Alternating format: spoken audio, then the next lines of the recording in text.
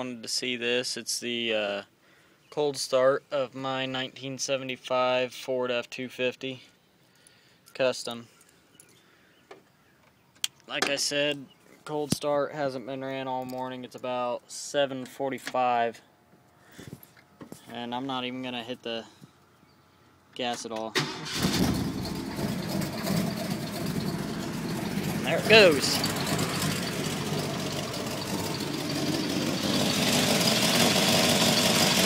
That motor sounds really good. Then I also have dual glass packs down here.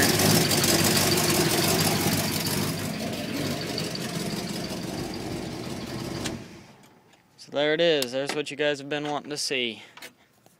The cold start on the old 75.